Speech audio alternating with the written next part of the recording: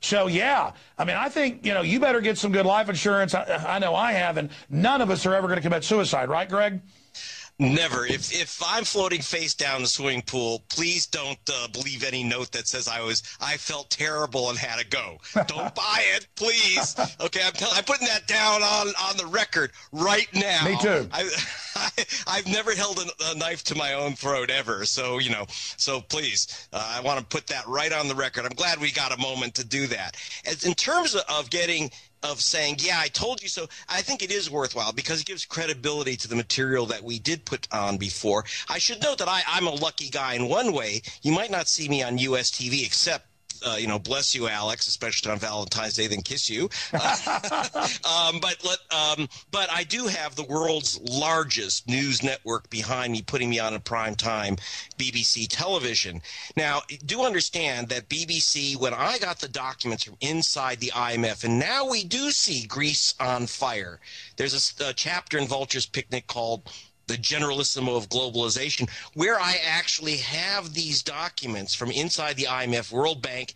And because of my position in journalism in Europe, I was actually able to confront personally the Director General of the World Trade Organization and put these inside confidential documents and cables in front of him. That was his opportunity to say, oh, it's all made up, it's a bunch of conspiracy junk. He verified everything. He tried to talk away their meaning, but he verified everything, that I had all the documents I had. When you see Greece on fire, I saw those documents. I also spoke to the inventor of the euro, Bob Mundell, and who said, basically is saying this was in the plan. The idea was he wanted to make sure that there was a sell-off of all the government properties in Greece, etc. You have to set a fire if you're going to have a fire sale.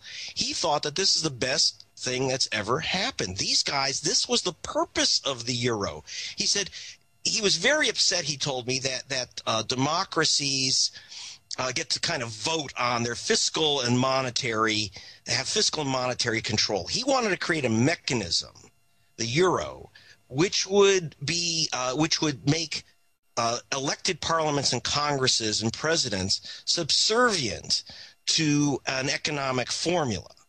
And the economic formula is called the 3% rule there. There's a German word which I can't pronounce that they use. But that was the purpose, was to basically create something that would replace democracy. In fact, by the way, I spoke with, because of my position, I get to meet all these heads of state, et cetera. And I've met with Carlo Monti, the new prime minister of Italy, the new chief of Italy. And Monti, has not been elected. He's just a banker. That's, you don't get to choose anymore. They call him a technocrat. I mean, even The Economist says it's good to not have countries run themselves. We, the technocrats, will run it now. And as you said years ago when you got to meet, with the head of the organization, the World Trade Organization, they admitted this is how we were going to take over. But then they're the ones that sold the fraudulent debt and got the governments to sign on. They're the ones that actually have most of the debt. And so they do this Svengali judo move where they're set up as our bosses, even though they're the progenitors of it. It's insane. Yeah. Well, in fact, in the case of Greece, I call it a crime scene. In particular, the Greek government, to stay within the euro, both the so-called socialists and the so-called conservatives there, had cut a private deal with Goldman Sachs to hide their true deficits. And this was true most of the countries, but this was particularly done with Goldman Sachs and had to do with trading euros into yen and dollars and back. Technically, on paper, it looked like Goldman Sachs took a multi-billion-dollar loss. Well, Goldman Sachs never takes a deliberate multi-billion-dollar loss. That's nonsense. In fact, it was covered up by a secret agreement to pay them back at massive charges, with massive usurious charges. I mean, you couldn't call it anything else. Plus a $500 million fee on top of the massive interest rates that they were collecting, all done in secret. When this came out, of course, then the Greek bond market, the market for Greek bonds, completely collapsed, and people rightly, in a way, asked for massively high interest because they say we're victims of a fraud. Now, why? Someone asked me actually one of the band members from, if you remember, Dire Straits, asked me, well, how come they weren't arrested? Well, the United States, the Securities Exchange Commission is supposed to arrest the government of Greece, because after all, it was a conspiracy between two governments and Goldman Sachs. And here's the deal: instead of Goldman being busted, they get money from the European Central Bank. They get totally bailed out. They get fees for handling the bailout, and then their guys take over the country and they buy up the assets of the country, the shipping, the beaches. Wars.com. Speaking of austerity, the globalists want their post-industrial world. Over 90% of the debt owed in Greece, Ireland, Iceland, it's all come out in the news, is not owed by the people. Their traitorous government officials, formerly servants, signed on to Goldman Sachs, JP Morgan, and others' derivatives fraud, and are saying the people have to prop up the too big to fail. But that was a few years ago when they signed on to those deals. We forget now, the media tells us it's our debt. Yeah, because we signed on to their too big to fail to prop them up, so the very bankers that did this can lecture us all day. The globalist deindustrialization program, the post-industrial world they want, so we're all poor under their control, is working quite nicely. And the Europeans are starting to wake up, though, to the fact that in Iceland, Ireland, Greece, and other areas, over 90% of the debt, again, is derivatives that they don't owe. They're just being signed onto it. And now the Greeks are revolting, saying you're raising our taxes, cutting our benefits to pay foreign banks. And here it is. The bank runs in Greece will soon be followed by bank runs in other European nations. The economic collapse wrote, and I hope that's not the case, but we're already seeing some of that happening in Italy, because all of these countries have signed on to the globalist fraud machine. Here's another one. Greeks withdraw nearly $1 billion from local banks. Giant lines, because the rumors are they're going to devalue the currency and go off of the euro. Here's another. Italian bank shaken as economic slump deepens. The bankers have got them just where they want them, unless they wake up and say no. Here's another one out of Bloomberg. Euro economy to sink as Spain, Italy re-enter recession. They never left the recession. They're in a globalist depression. Areas of Spain have got 35% unemployment. They're telling us our economy's great. Those of us living in the real world know it's not. Again, how much BS are we going to swallow? Here's the London Telegraph. Greece is on the brink of collapse. It's all right there.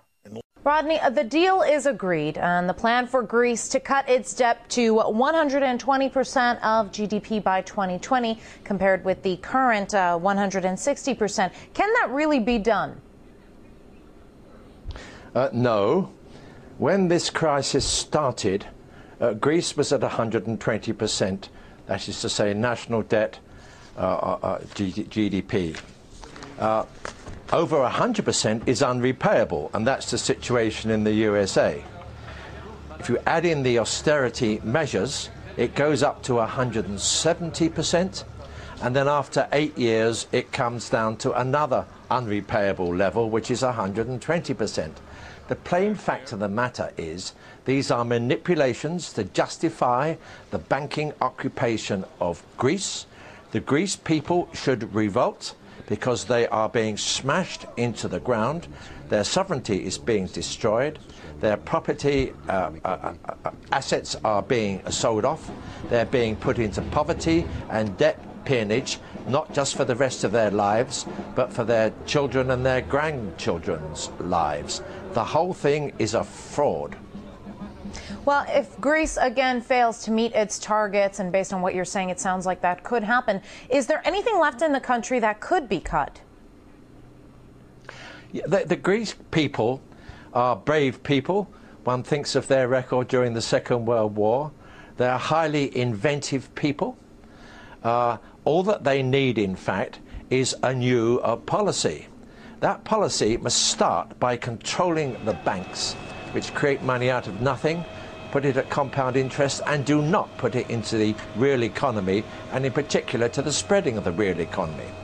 And unless then you open up an interest-free supply from your own national bank. But to do that, Greece must get out of the euro and take its own destiny forward in the same way as Iceland is now doing, and doing very successfully. The Dutch finance minister has demanded the establishment of a permanent troika office in Athens to ensure Greece fulfills its obligations. How democratic is this suggestion? This is an office of the financial fascists. These are the local Nazi implementers. They are the sign that Greece has been occupied, colonialized, and sacrificed for something which is not going to work in any case. The office should be kicked out for starters. Well, the EU is kind of seen by many as taking on a sort of parental role when it comes to Greece, writing off part of its debt, giving more money in exchange for promises that Athens will do what its creditors say. Tell me very quickly, why is the bloc so keen to hold on to such a shiftless member? I didn't hear all the question, but the fact of the matter is that the IMF, the EU and the European Central Bank are trying to preserve the situation in Greece, to uphold a crumbling system which is now completely out of control, which is increasing debt all the way around the world, which is not taking account of the fact that jobs are being destroyed by technological shifts, which takes no account of the manipulations, the fraudulent manipulations which come from the uses of computers, for example. One way or another, they are desperate to maintain the situation because they have a belief that it is fair, efficient and just. They also think it will come back into balance. It is not fair, it is certainly not efficient, it is not just, and it is not coming back into balance. So you're really seeing part of an overall downward turn, which is going to go on for the next 10, 15 or 20 years. Thank you. That was political analyst Rodney Shakespeare from London.